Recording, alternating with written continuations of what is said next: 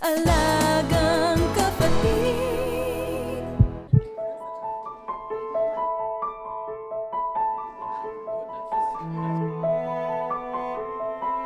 Lalo na nung time na kailangan niya ng dugo, yun din yung time na peak ng dengue fever.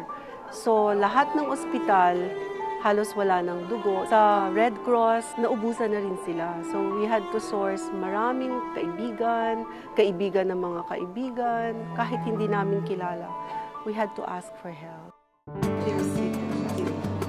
Si Doktora Sarmiento isang doktor at espesyalista, bukod dito isa ring ina at asawa.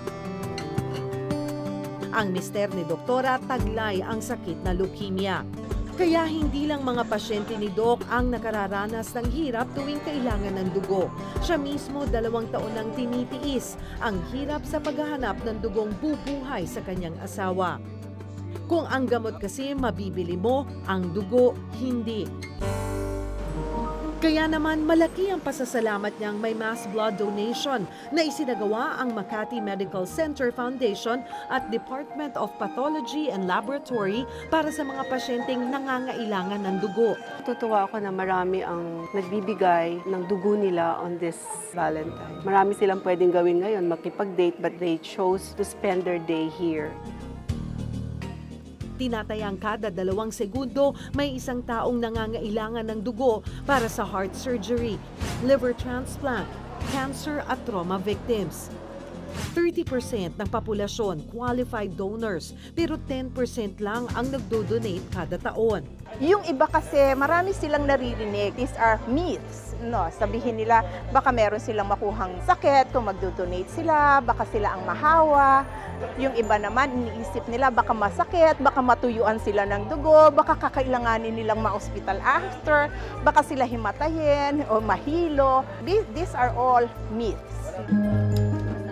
Ang turok ng karayom mukhang masakit, pero kung katumbas naman ng bahagyang kirot ay mga buhay na maisasalba.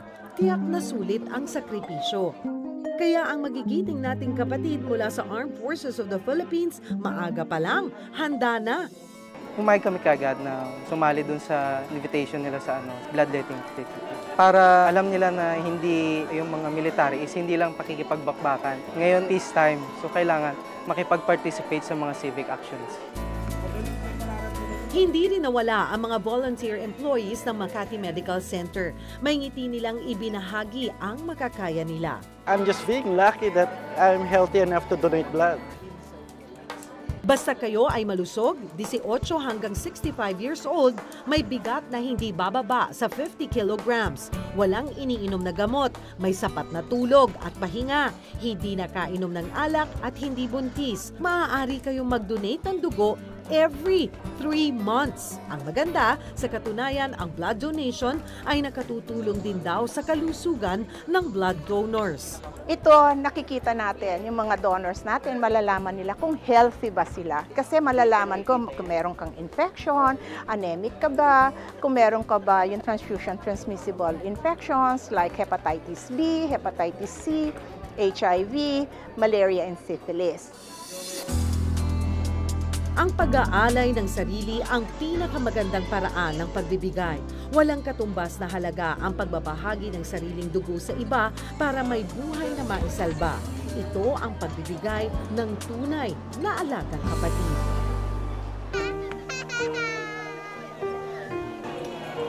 Sa unang tingin, aakalain mong normal na mga bata lang. Pero ang totoo, mayroon silang mabigat na pinagdaraanan. Sila ang mga batang ipinanganak na may butas sa puso. Ayon sa Philippine Heart Association, sa bawat 100 sanggol na ipinapanganak, tinatayang isa ang may congenital heart disease. Madali silang mapagod at nahihirapang huminga. Dahil dito, limitado ang mga bagay na kaya nilang gawin gaya ng paglalaro at pagtakbo. Mga bagay na nagpapakulay sa kanilang pagkabata. Kaya naman sinikap ng Philippine Heart Association, Phi Kappa Mu Fraternity at Phi Lambda Delta Sorority na iparamdam sa mga batang dumaan sa heart surgery na pwede na ulit silang maglaro at mangarap ng walang limitasyon. Dahil dito, nabuo ang Camp Braveheart. Itong Camp Braveheart is an annual event to celebrate life para sa mga batang mayroong congenital heart disease, no? Para ipakita sa mga batang ito na kahit may sakit sila sa puso, kaya nila maging normal na mga bata. It's like a camp. May mga activities para sa mga bata. Tapos yung word na Braveheart, basically parang nahiram din namin yung word na yon dahil tingin namin yung mga batang ito na mga may sakit sa puso para silang mga heart warriors, no? Matatapang at marami silang napagdaanan at most of the time, naso-survive naman nila. Tinuruan din ng Camp Braveheart ang mga magulang ng mga Little Heart Warriors ng wastong pag-aalaga sa kanilang mga anak at kaalaman na ang congenital heart disease magagamot na sa Pilipinas. Napakasaya, bonus na to, no? Kasi para makita mo sila na after all these years, eto na sila, tumatakbo na, nag-i-enjoy, nakakataba ng puso at marirealize mo na sulit lahat ng mga napagpaguran namin at kasama na doon siyempre yung pagtulong namin sa mga magulang nila. Sa Camp Braveheart, nakita rin namin ang dalawa sa mga batang natulungan ng alagang kapatid na maoperahan noong nakaraang Agosto, sina Gidget at Queenie. Natapos ang matagumpay na operasyon,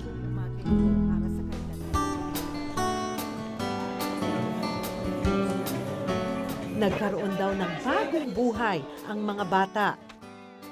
Back to good girl sa school. Pagdating sa pagkain, ikaw na yung pipigil kung sa pagkain niya ngayon. Dati, halos sunod-sunuran ka kung pagkakain siya, dapat sundin mo. Ngayon, ikaw na yung pipigil naman sa takaw niya sa pagkain. With regards to academics sa school, humahabol na naman sa rank.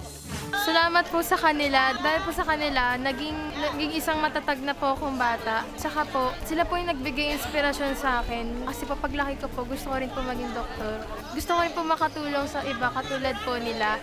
Tsaka po, utang na loob ko po sa kanila itong hininga ko po ngayon. Dahil alam ko pong di na po ako mapapagod pagdating ng mga araw.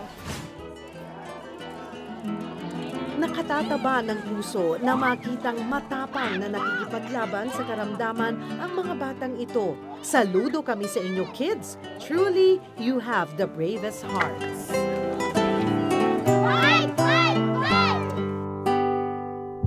Para po sa inyong mga katanungan, komento, suhestyon o pangangailangang medikal, maaari po kayong sumulat sa amin dito sa Alagang Kapatid at sisikapin po namin itong tugunan.